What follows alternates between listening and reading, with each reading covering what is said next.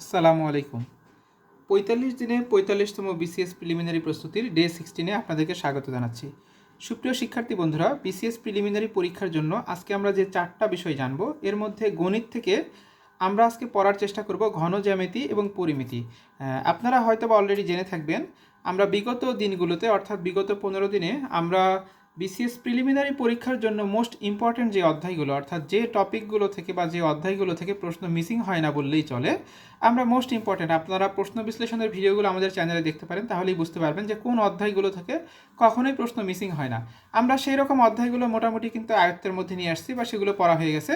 আমাদের বৃত্তটাও শেষ। আপনারা ঘন জ্যামিতি এবং পরিমিতি এই অধ্যায়গুলো অনেক বড় থাকতে পারে, সেক্ষেত্রে বিশেষ করে খেয়াল করবেন যে বিসিএস প্রিলিতে বা বিগত বছরগুলোতে কোন ধরনের প্রশ্ন বা কোন টাইপের প্রশ্নগুলো বেশি আসছে সেই প্রশ্নগুলো সমাধান করতে পারেন। এটা ছিল গণিত। আর ইংলিশ গ্রামারের ক্ষেত্রে আজকে আমরা যে অংশটা পড়বো সেটা হচ্ছে ফ্রেজ এবং ক্লজ। হ্যাঁ, এখানে ফ্রেজ এবং ক্লজ বলতে যেটা বোঝানো হচ্ছে যে আপনারা পড়তে গেলে দেখবেন এইরকম একটা অংশ আছে, আইডেন্টিফিকেশন অফ ফ্রেজ বা আইডেন্টিফিকেশন অফ ক্লজ। হ্যাঁ, যে কোনটা কোন ধরনের phrase, noun phrase, adjective phrase, adverbial phrase, এইরকম যে প্রশ্নগুলো আছে আর কি। অর্থাৎ ফ্রেজ এবং ক্লজ এটার পুরো অংশটা আগে ক্লিয়ার করে পুরোটা ভালোভাবে পড়ে ফেলবেন। হ্যাঁ, তারপরে identification of phrase and clause এইটা পড়ার পরে বিভিন্ন চাকরির পরীক্ষায় যে প্রশ্নগুলো আসছে সেই প্রশ্নগুলো পাশাপাশি ভালোভাবে সমাধান করবেন। দেখা যায় ফ্রেজ বা ক্লজ থেকে প্রায় সময় বিসিএস প্রিলিতে একটার মতন প্রশ্ন আসে। ইংরেজি সাহিত্যের ক্ষেত্রে আমরা ভিক্টোরিয়ান পিরিয়ডটা আজকে জেনে নেওয়ার চেষ্টা করব। এর পূর্বে রোমান্টিক পিরিয়ড পর্যন্ত আমাদের পড়াটা হয়ে গেছে। ভিক্টোরিয়ান পিরিয়ডটা তুলনামূলক কিছুটা বড়, তো সেখান থেকে আমরা পুরো পার্টটাকে দুইটা ভাগে ভাগ করে আজকের পার্টে আমরা অর্ধেক পড়ার চেষ্টা করব।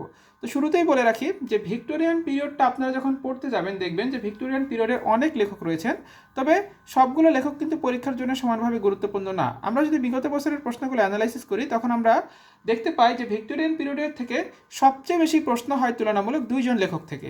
একজন হচ্ছেন এই যুগের প্রধান কবি লর্ড আলফ্রেড টেনিসন এবং আরেকজন হচ্ছেন এই যুগের প্রধান ঔপন্যাসিক চার্লস ডিকেন্স।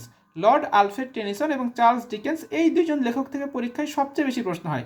সুতরাং আপনারা প্রথম দিনে এই দুজন লেখককে সাথে নিয়ে অন্যান্য যে অংশগুলো আছে তার অর্ধেকটা আজকের ক্লাসে পড়ার চেষ্টা করবেন। আমরা পরবর্তী একটা দিনে বাকি অর্ধেক পড়ে ফেলবো। আর বিজ্ঞান থেকে আমরা ভৌতবিজ্ঞানটা অলরেডি কিছু অংশ পড়েছি। তো ভৌতবিজ্ঞানের আমাদের বিগত ক্লাসগুলোতে তরঙ্গ শব্দ এরকম তরঙ্গ শব্দ পর্যন্ত পড়া হয়ে গেছিলো। আর আজকের ক্লাসে আপনারা যেটা পড়তে পারেন সেটা হচ্ছে তাপ ও তাপগতিবিদ্যা এবং স্থির তড়িৎ ও চলতড়িৎ। এই দুইটা অধ্যায় যে কোনো বই থেকে অথবা ডাইজেস্ট থেকে সংক্ষিপ্ত আকারে পড়তে চাইলে বই অথবা ডাইজেস্ট থেকে তথ্যগুলো পড়ে ফেলবেন। আর অবশ্যই যে কাজটা করতে হবে, বিজ্ঞানের ক্ষেত্রে আমরা প্রায় সময় খেয়াল করে থাকি বিসিএস প্রিলিমিনারি পরীক্ষায় বিগত বছরের প্রশ্নগুলো থেকে প্রচুর প্রশ্ন রিপিট হয়। সুতরাং আমরা এগুলো যে কোনো বই বা ডাইজেস্ট থেকে একবারে ভিতরের তথ্যগুলো জেনে ফেলবো এবং অবশ্যই বিগত বছরের প্রশ্নগুলো ভালোভাবে পড়বো। আর জব সলিউশনের ক্ষেত্রে আপনারা জানেন প্রতিদিনই আমরা দুইটা করে বিসিএস প্রিলির প্রশ্ন সমাধান করছি। সেই হিসাবে গতকাল 27 এবং 26তম ছিল, আজকে আমরা 25তম এবং 24তম বিসিএস প্রিলিমিনারির প্রশ্নগুলো সমাধান করব। তো সুপ্রিয় শিক্ষার্থী বন্ধুরা, এটি ছিল আমাদের ডে 16। নেক্সট দিন আগামীকাল আমরা ডে 17 নিয়ে আপনাদের সামনে হাজির হব। সে পর্যন্ত প্রত্যেকেই ভালো থাকবেন। ধন্যবাদ সবাইকে।